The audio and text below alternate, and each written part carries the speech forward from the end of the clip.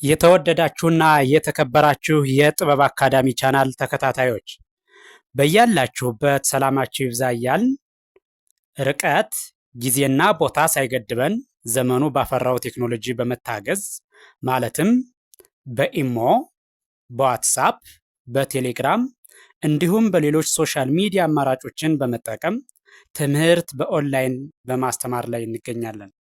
የምናስተምራቸው የትምህርት አይነቶች አማርኛ፣ እንግሊዘኛ፣ ሂሳብ እንዲሁም ሌሎች የትምህርት አይነቶችን ያካትታል።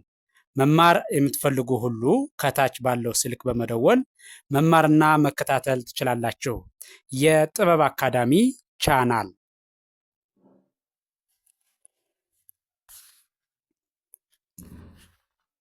የተወደዳችሁና የተከበራችሁ የቻናላችን ተከታታዮች በያላችሁበት ሰላማችሁ ይብዛ እያልን እንደተለመደው ዝግጅታችን ዛሬም ወደ እናንተ ማድረሳችን ቀጥሏል።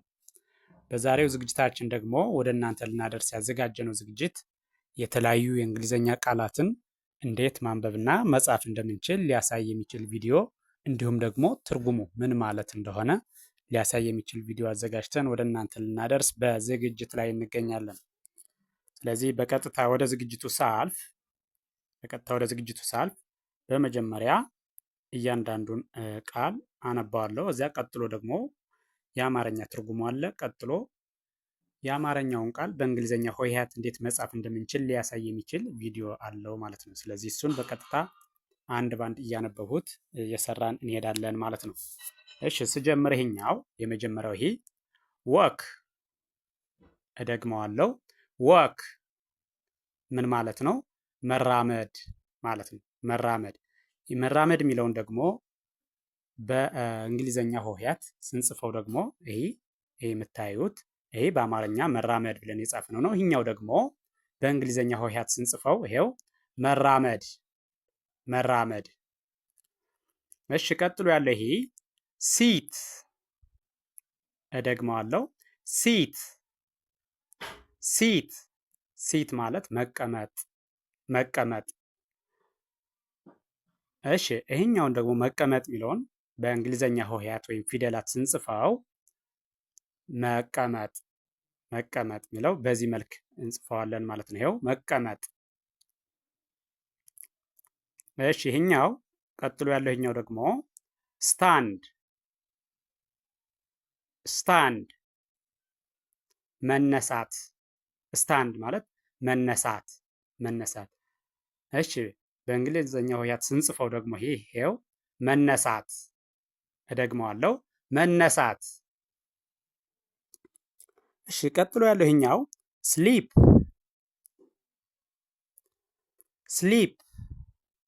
ይሄ ምን ማለት ነው? መተኛት ማለት ነው። መተኛት። ይሄው መተኛት የሚለውን ደግሞ በእንግሊዝኛ ሆሄያት ሲጻፍ መተኛት። እንዴት ይህን መተኛት የሚለውን በእንግሊዝኛ ሆሄ ወይም ደግሞ ፊደላት መጻፍ እንደሚችሉ ሊያሳይ የሚችል ነው። እሺ ይሄኛው ደግሞ ዌክ፣ እደግመዋለሁ ዌክ ምን ማለት ነው? መንቃት ማለት ነው። ከእንቅልፍ መንቃት ማለት መንቃት። እሺ በእንግሊዝኛ ሆሄያት ሲጻፍ ደግሞ ይሄው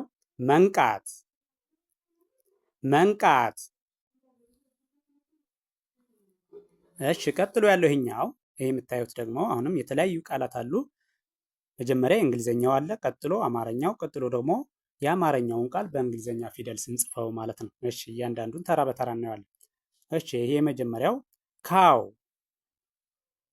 እደግመዋለሁ ካው። እሺ ምን ማለት ነው? ላም ማለት ነው። ላም የሚለውን ደግሞ በእንግሊዝኛ ሆሄያት ስንጽፈው ይሄው ላም። እሺ ይሄኛው የምታዩት ይሄ ደግሞ ኦክስ፣ እደግመዋለሁ ኦክስ ምን ማለት ነው? በሬ። ኦክስ ማለት በሬ ማለት ነው። እሺ እንግሊዝኛ ፊደላት ስጽፈው ይኸው ይሄኛው ምን ይላል? በሬ። እደግመዋለሁ በሬ። እሺ ቀጥሎ ያለው ይሄኛው ይሄ ደግሞ የምታዩት ጎት ጎት ምን ማለት ነው? ፍየል ፍየል ማለት ነው። ጎት ማለት ፍየል። እሺ ይህን ደግሞ በእንግሊዘኛ ሆሄያት ተጽፈው ይሄው ፍየል ፍየል። እሺ ቀጥሎ ያለው ይሄኛው ይሄ የምታዩት ደግሞ ይሄ ሽፕ ሽፕ ደግሞ አለው ሽፕ ሽፕ ማለት በግ ማለት ነው። ሽፕ ማለት በግ ማለት ነው። በግ ይህን ደግሞ በእንግሊዘኛ ሆሄያት ተጽፈው በግ የሚለውን ይሄው በግ በግ። ቀጥሎ ያለው ይሄኛው ይሄ የምታዩት ደግሞ ይሄ ካት ካት ካት ምን ማለት ነው? ድመት ማለት ነው። ካት ማለት ይሄ ምን ማለት ነው? በአማርኛ ትርጉሙ ድመት ማለት ነው። ድመት ድመት የሚለውን ደግሞ በእንግሊዘኛ ፊደላት ስንጽፈው ይሄው ድመት ድመት። ቃሉ የአማርኛ ቃል ሆኖ ግን በእንግሊዘኛ ሆሄያት እንዴት መጻፍ እንደምንችል ለማሳየት ነው። ስለዚህ ካት ማለት ድመት ማለት ነው። ስለዚህ ይህን ደግሞ በእንግሊዘኛ ሆሄያት ስንጽፈው ይሄው ድመት። እሺ ቀጥሎ ያለው ይሄኛው ደግሞ የምታዩት ይሄ ሆርስ ሆርስ ሆርስ ምን ማለት ነው? ፈረስ ፈረስ ማለት ነው። ሆርስ ማለት ፈረስ። ይሄ ፈረስ የሚለውን ቃል የአማርኛውን በእንግሊዘኛ ፊደላት ስንጽፈው ደግሞ ይሄው ፈረስ ፈረስ። እሺ ይሄኛው ይሄ የምታዩት ደግሞ ሚውል ሚውል ምን ማለት ነው? በቅሎ ሚውል ማለት በቅሎ ማለት ነው። በቅሎ። እሺ በእንግሊዘኛ ሆሄያት ተጽፈው ደግሞ ይሄ በቅሎ በቅሎ። ኦኬ ይሄኛው ደግሞ ዶንኬ ዶንኬ ዶንኬ ምን ማለት ነው? አህያ አህያ ማለት ነው። ይህን በእንግሊዘኛ ሆሄያት ስንጽፈው ደግሞ ይሄ አህያ ይሄው አህያ። እሺ ቀጥሎ ያለው ይሄኛው ይሄ ደግሞ ላዮን ላዮን ላዮን ላዮን ማለት ምን ማለት ነው? አንበሳ አንበሳ ማለት ነው። ላዮን ማለት አንበሳ አንበሳ ማለት ሲሆን በእንግሊዘኛ ሆሄያት ስንጽፈው ደግሞ ይሄው አንበሳ የሚለውን አንበሳ አንበሳ። እሺ ቀጥሎ ያለው ይሄኛው ፎክስ ፎክስ ፎክስ ፎክስ ማለት ቀበሮ ማለት ነው። ቀበሮ ፎክስ ማለት ቀበሮ ማለት ነው። ቀበሮ ቀበሮ። ይህን ደግሞ በእንግሊዘኛ ሆሄያት ስንጽፈው ይሄው ቀበሮ ቀበሮ ቀበሮ።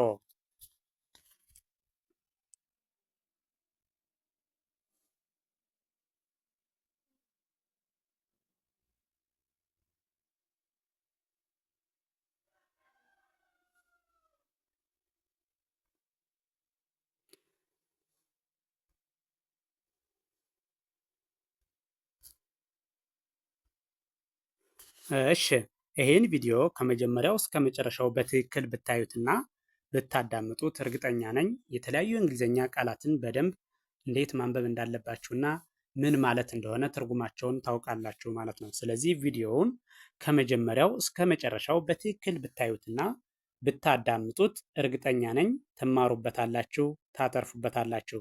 ስለዚህ ቪዲዮውን ከመጀመሪያው እስከ መጨረሻው በትክክል እዩት። አይታችሁ ስትጨርሱ ደግሞ ቪዲዮውን ላይክ፣ ሸር፣ ሳብስክራይብ ማድረግ አይዘነጋም። ደግነት ለራስ ነው። በሌላ ዝግጅት እስከምንገናኝ ቸርን ሰንብት። መልካም ጊዜ፣ መልካም ቀን